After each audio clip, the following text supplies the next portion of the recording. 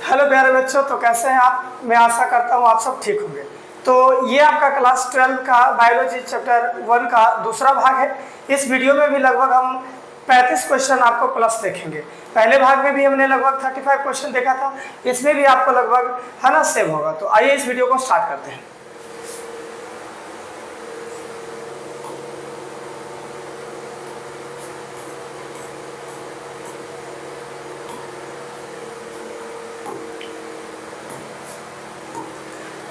पहले वीडियो में हम लगभग 35 क्वेश्चन देखे थे, 35 क्वेश्चन, और इसमें भी लगभग आपको 35 यानी कि क्वेश्चन 36 से स्टार्ट होगा और 70 या 69 के आसपास में क्वेश्चन इसमें होंगे, है ना।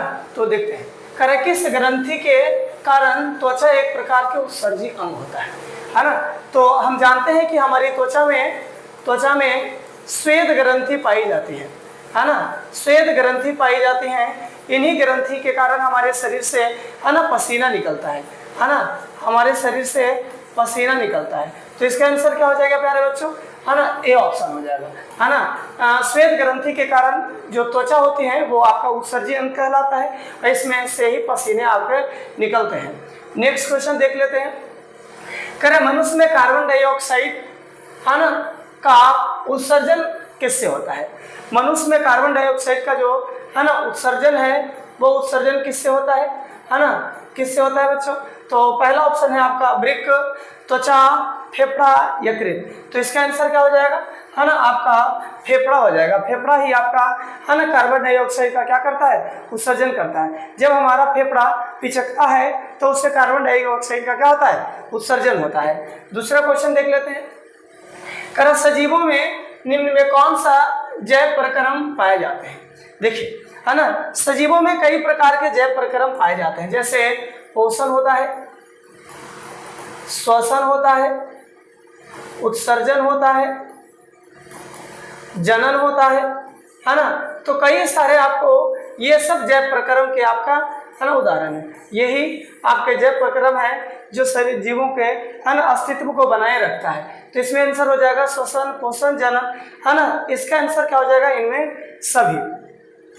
नेक्स्ट क्वेश्चन देख लेते हैं। कर अमीबा अपना है ना भोजन किसके द्वारा पकड़ता है। दांतों द्वारा, भोजन रसदानी द्वारा, केंद्रक द्वारा, कुटपाद द्वारा। तो देखिए, अमीबा का है ना जो भोजन पकड़ता है वो सीडोपोडिया है ना, सीडोपोडिया के द्वारा, जिसे हम लोग कुटपाद कहते हैं, है ना, फोल्स फूट कहते हैं, है ना, कुटपाद। इसी के द्वारा ये अपना क्या करता है, भोजन को पकड़ता है। तो इसका आंसर क्या हो जाएगा, कुटपाद द्वारा, है ना। नेक्स्ट क्वेश्चन देख लेते हैं। करे मांसाहारी जंतुओं की है ना छोटी आंत की लंबाई शाकाहारी जंतुओं की तुलना में क्या होती है। तो हम जानते हैं कि शाकाहारी जो जंतु होती है उनकी आंत की लंबाई है ना लंबी होती है, यानी कि बड़ी होती है ना, या लंबी होती है। जबकि मांसाहारी जंतुओं की जो है ना वो है छोटी होती है ना। तो इसका आंसर क्या हो जाएगा, शाकाहारी की तुलना में क्या होती है, कम होती है, यानी कि है ना छोटी होती है। तो ये ऑप्शन सही हो जाएगा।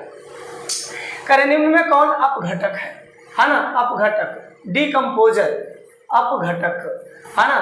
तो अपघटक का काम क्या होता है, जो सजीवों को सरल अणुओं में तोड़ देता है ना। वो करने का काम कौन करता है, तो वो करता है आपका कवक, है ना, कवक या जीवाणु, है ना, जीवाणु। कवक या जीवाणु को हम अपघटक कहते हैं। क्या कहते हैं प्यारे बच्चों, अपघटक कहते हैं, है ना। तो इसका आंसर क्या हो जाएगा, है ना, शैवाल, गोलकृमि, बैक्टीरिया, अमरवेल। इसका आंसर हो जाएगा आपका बैक्टीरिया। बैक्टीरिया को ही जीवाणु कहते हैं। ये क्या करता है, अपघटक का काम करता है ना। तो इसका आंसर सी हो जाएगा। नेक्स्ट क्वेश्चन देख लेते हैं। करेक्ट क्लोरोफिल अणुओं को कहते हैं। क्लोरोफिल चूंकि क्लोरोप्लास्ट में पाया जाता है, क्लोरोप्लास्ट, है ना, क्लोरोप्लास्ट में आपका क्लोरोफिल पाया जाता है ना, क्लोरोफिल पाया जाता है। और इसकी उपस्थिति के कारण पेड़ पौधों की पत्तियां हरी होती हैं और है ना क्लोरोफिल की उपस्थिति में प्रकाश संश्लेषण की क्रियाएं संपन्न होती है ना। तो इसमें क्या हो जाएगा, प्रकाश संश्लेषण इकाई, प्रकाश संश्लेषी अंग, है ना, प्रकाश संश्लेषी अंगक, इनमें से कोई नहीं। इसका आंसर ए हो जाएगा, प्रकाश संश्लेषी इकाई, है ना। नेक्स्ट क्वेश्चन देख लेते हैं, करेनिक श्वास से निकली वायु में किसकी मात्रा बढ़ जाती है। देखिए, जब हम श्वसन करते हैं तो श्वसन के दौरान में नाइट्रोजन डाइऑक्साइड, ऑक्सीजन और कार्बन डाइऑक्साइड दोनों गैस ग्रहण करते हैं, लेकिन जब हम छोड़ते हैं ऑक्सीजन, है ना, गैसों को जब छोड़ते हैं तो छोड़ने के दौरान, है ना, ऑक्सीजन की मात्रा घट जाती है और कार्बन डाइऑक्साइड की मात्रा बढ़ जाती है ना। कार्बन डाइऑक्साइड जब हम छोड़ते हैं तो लगभग उसमें लगभग 4% के आसपास में होता है, जबकि ऑक्सीजन हम छोड़ते हैं तो लगभग 16% छोड़ते हैं, लेते हैं 21% और छोड़ते हैं लगभग 16 से 17%, है ना। तो इसका आंसर क्या हो जाएगा, है ना, वायु में किसकी मात्रा बढ़ जाती है, तो कार्बन डाइऑक्साइड की मात्रा बढ़ जाती है ना, कार्बन डाइऑक्साइड की मात्रा बढ़ जाती है। नेक्स्ट क्वेश्चन देख लेते हैं, करें श्वसन प्रक्रिया में खाद्य पदार्थ का क्या होता है ना। श्वसन प्रक्रिया में खाद्य पदार्थ का विघटन होता है ना। क्या होता है प्यारे बच्चों, विघटन होता है, और विघटन होने के दौरान ही ऊर्जा का निर्माण करता है ना। तो इसका आंसर आपका, है ना, बी हो जाएगा। नेक्स्ट क्वेश्चन देख लेते हैं, करें निम्न में कौन सा यौगिक, है ना, कोशिकाओं में रासायनिक ऊर्जा का सार्वजनिक भाग होता है। तो कोशिकाओं में ऊर्जा का जो निर्माण होता है वो एटीपी के रूप में होता है ना। हमारे शरीर में कोशिकाओं का उत्पादन एटीपी के रूप में होता है, और यह प्रक्रिया कहाँ होती है ना, माइटोकॉन्ड्रिया, है ना, माइटोकॉन्ड्रिया में यह प्रक्रिया संपन्न होती है। तो इसका आंसर क्या हो जाएगा, एटीपी, है ना, ये आंसर हो जाएगा। नेक्स्ट क्वेश्चन देख लेते हैं, मनुष्य में रुधिर क्षमता है ना, कहाँ से क्षमता है। पहला ऑप्शन है फेफड़ा से, यकृत से, है ना, आपका अग्नाशय से, वृक्क से। तो हृदय में आपका जो रक्त का क्षरण प्रक्रिया है वो कहाँ होती है ना, यकृत में होती है ना। क्या होती है बाबू, है ना, यकृत में होती है। इसे हम लोग लीवर भी कहते हैं। यह शरीर की सबसे बड़ी ग्रंथि भी मानी जाती है ना, शरीर की सबसे बड़ी ग्रंथि मानी जाती है ना। तो इसका आंसर क्या हो जाएगा, बी ऑप्शन। नेक्स्ट क्वेश्चन देख लेते हैं, करें मनुष्य में कौन उत्सर्जी अंग नहीं है ना। उत्सर्जी अंग का मतलब क्या होता है, उत्सर्जी अंग का मतलब होता है ना, कि शरीर का वैसा अंग जिससे, है ना, पदार्थ उत्सर्जित होते हैं, जिससे पदार्थ उत्सर्जित होते हैं, वे आपके उत्सर्जी अंग कहलाते हैं। इसमें क्या हो जाएगा, फेफड़ा, यकृत, अग्नाशय, है ना, या वृक्क। फेफड़ा आपका कार्बन डाइऑक्साइड का उत्सर्जन करता है ना। इसके अलावे आपका यकृत भी, है ना, उत्सर्जी अंग है, ये भी उत्सर्जन करता है, वृक्क भी। तो इसका आंसर हो जाएगा आपका अग्नाशय या अमाशय, है ना, कहीं कहीं पे अमाशय भी लिखा रहता है, अमाशय, अमाशय, है ना, अमाशय या अग्नाशय, ये दोनों क्या है, आपको उत्सर्जी अंग नहीं है। नेक्स्ट क्वेश्चन देख लेते हैं, करें डायलिसिस मशीन द्वारा रक्त को शुद्धिकरण करने की प्रक्रिया को क्या कहते हैं। तो वो आपका क्या कहलाता है, हीमोडायलिसिस कहलाता है। क्या कहलाता है प्यारे बच्चों, हीमोडायलिसिस कहलाता है ना। नेक्स्ट क्वेश्चन देख लेते हैं, करें एटीपी में फॉस्फेट अणुओं की संख्या कितनी होती है। तो एटीपी में फॉस्फेट अणुओं की संख्या 3 होती है ना। इसका आंसर आपका सी हो जाएगा, है ना। नेक्स्ट क्वेश्चन देख लेते हैं, वृक्क के संरचनात्मक एवं क्रियात्मक इकाई को क्या कहते हैं, है ना। वृक्क की संरचनात्मक एवं क्रियात्मक इकाई को क्या कहते हैं। पहला ऑप्शन है ना, ग्लोमेरुलस, है ना, वोमेन संपुट, मूत्रवाहिनी, नेफ्रॉन। तो इसका आंसर क्या हो जाएगा प्यारे बच्चों, नेफ्रॉन, है ना। नेफ्रॉन शरीर की संरचना, वृक्क की संरचनात्मक एवं, है ना, रचनात्मक एवं क्रियात्मक इकाई होती है, नेफ्रॉन इसे कहते हैं, है ना। इसे वृक्क भी कहते हैं, है ना, वृक्क तंत्र या वृक्क कहते हैं। इसे गुर्दा भी कहा जाता है ना, और किडनी भी कहा जाता है ना। तो कई नामों से जाना जाता है। इसका आंसर आपका डी हो जाएगा। मानव के लगभग 100 ml रक्त में से उपस्थित यूरिया की सामान्य मात्रा कितनी होती है ना। तो लगभग 15 से 20, है ना, लगभग 15 से 20 mg आपका, है ना, यूरिया की मात्रा होती है ना। तो इसका आंसर हो जाएगा आपका ए ऑप्शन, है ना। नेक्स्ट क्वेश्चन देख लेते हैं, मनुष्य के प्रत्येक वृक्क में, है ना, वृक्क मीन्स नेफ्रॉन, है ना, वृक्क नलिकाओं की संख्या लगभग कितनी होती है?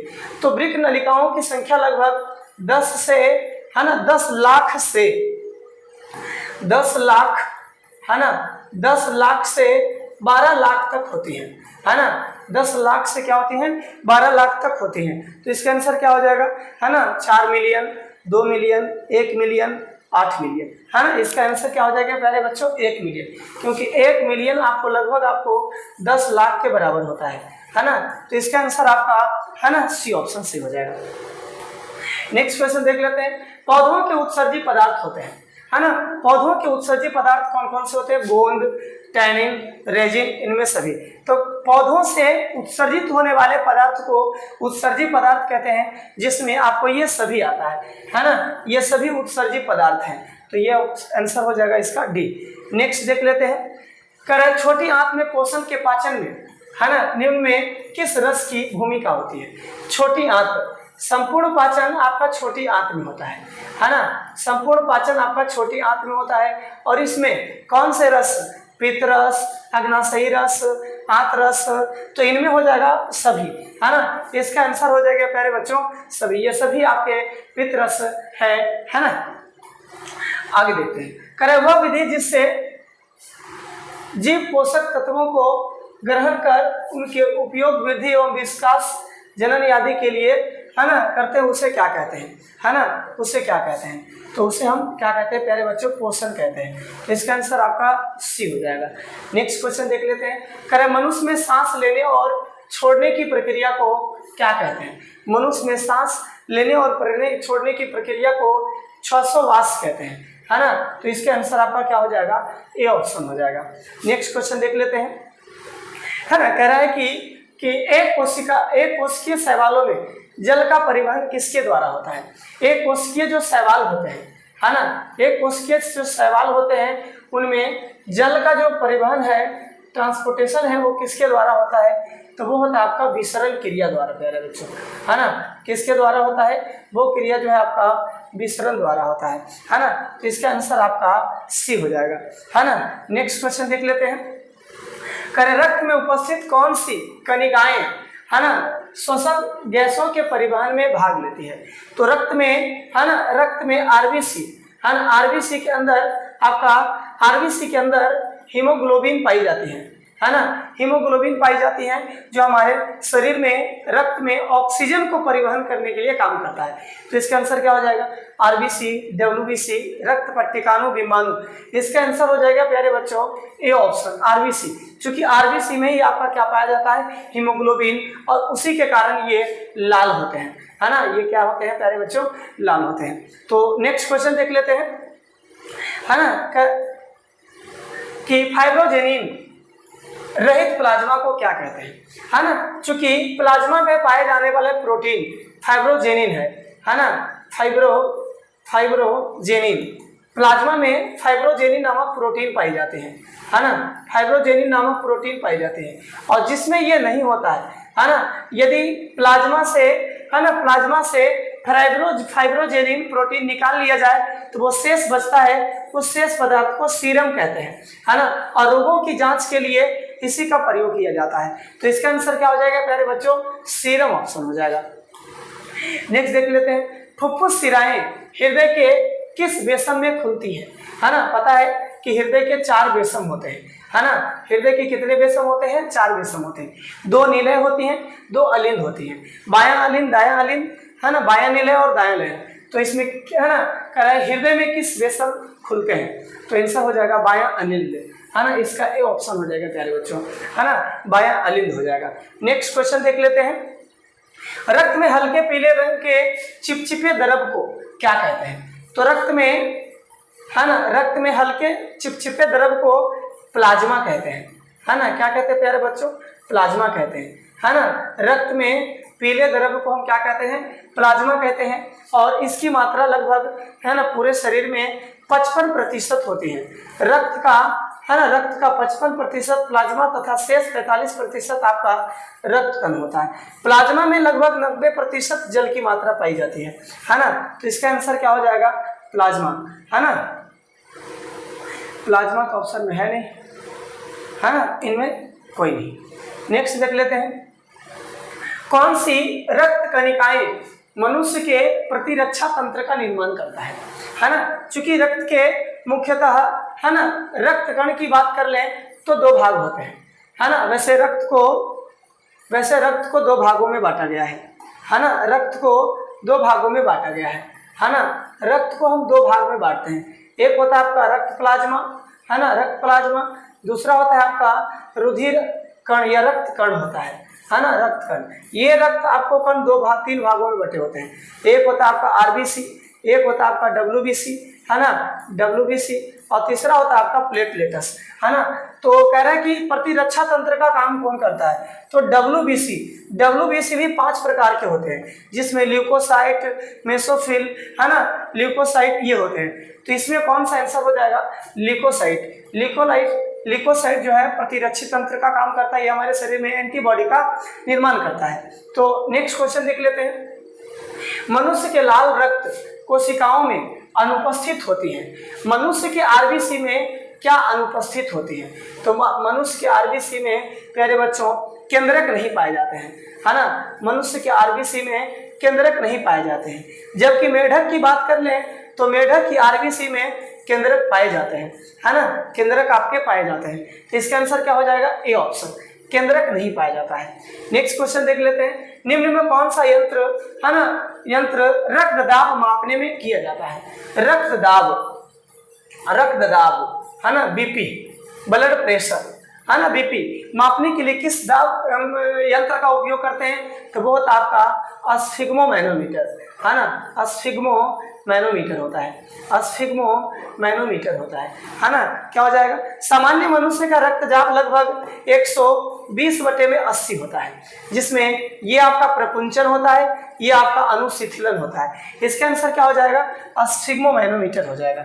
नेक्स्ट क्वेश्चन देख लेते हैं, शुद्ध रक्त को हृदय से शरीर के विभिन्न अंगों में या भागों में ले जाने वाली रक्तवाहिनियां कौन सी हैं। तो शुद्ध रक्त जो प्रवाह होती है ना, शुद्ध रक्त जो प्रवाह होती है प्यारे बच्चों, वो आपको धमनी में प्रवाहित होती है ना। किस में प्रवाहित होती है, धमनी में। जबकि अशुद्ध रक्त प्रवाहित होती है शिरा में, है ना, शिरा में। तो इसका आंसर क्या हो जाएगा प्यारे बच्चों, ए ऑप्शन हो जाएगा, धमनी हो जाएगा। नेक्स्ट क्वेश्चन देख लेते हैं, कह रहे रेजिन किस पौधे का उत्सर्जी पदार्थ है। चूंकि रेजिन जो है एक प्रकार के उत्सर्जी पदार्थ है ना। इसके अलावा गोंद हो गया, है ना, ये सब आपके उत्सर्जी पदार्थ है। तो रेजिन किससे निकाला जाता है, रेजिन पाइन्स के पेड़ से निकाले जाते हैं। पाइन जिसे हम लोग चीड़ भी कहते हैं, है ना, चीड़ भी कहते हैं, पाइन प्लांट से निकाला जाता है। इसका आंसर क्या हो जाएगा, है ना, आपका चीड़ ऑप्शन में हो जाएगा, है ना। नेक्स्ट क्वेश्चन देख लेते हैं प्यारे बच्चों, कोशिकीय ईंधन किसे कहा जाता है। कोशिकीय ईंधन किसे कहा जाता है, कोशिकीय ईंधन का मतलब होता है जिसमें कोशिका से, है ना, जिसके द्वारा कोशिका में ऊर्जा का उत्पादन होती है। तो ऊर्जा का हमारा उत्पादन किसमें होता है आपका, है ना, तो ग्लूकोज के द्वारा होता है ना। तो इसका आंसर आपका सी होगा, ग्लूकोज के विखंडन से ही शरीर में ऊर्जा का निर्माण, ये प्रक्रिया माइटोकॉन्ड्रिया में संपन्न होती है, इसलिए इसे कोशिका का ईंधन कहा जाता है। नेक्स्ट क्वेश्चन देख लेते हैं, अवायवीय श्वसन की पूरी प्रक्रिया कहाँ संपन्न होती है। क्योंकि हमने बताया था कि श्वसन 2 प्रकार के होते हैं, श्वसन प्रक्रियाएं जो है 2 प्रकार के होते हैं, एक होता है वायवीय श्वसन, एक होता है अवायवीय श्वसन, है ना। आपका जो श्वसन है, श्वसन वो 2 चरणों में या 2 प्रकार के होते हैं, एक होता है वायवीय श्वसन, है ना, अवायवीय, और एक होता है आपका वायवीय, है ना। अवायवीय श्वसन की पूरी प्रक्रिया जो है आपका कोशिका द्रव्य में संपन्न होती है ना। जबकि अवायवीय श्वसन 2 चरणों में संपन्न होती है। प्रथम चरण तो आपका कोशिका द्रव्य में होता है और अंतिम चरण आपका माइटोकॉन्ड्रिया में होता है, संपूर्ण होता है, जब जाके ऊर्जा का निर्माण होता है। अगर अवायवीय श्वसन पूछ रहा है तो इसका आंसर कोशिका द्रव्य हो जाएगा, है ना, बी ऑप्शन, है ना। नेक्स्ट देख लेते हैं प्यारे बच्चों, और ये क्वेश्चन आपका, है ना, लास्ट है। करें यूरिया में, है ना, यूरिया रक्त में कहाँ से प्रवेश करता है ना। यूरिया रक्त में कहाँ से प्रवेश करता है, तो ये आपका लीवर, है ना, ये आपका लीवर, या आप कहाँ कह सकते हैं यकृत से प्रवेश करता है ना, यकृत से प्रवेश करता है प्यारे बच्चों। तो इसका आंसर आपका बी ऑप्शन, है ना, ठीक हो जाएगा। तो है ना, ठीक।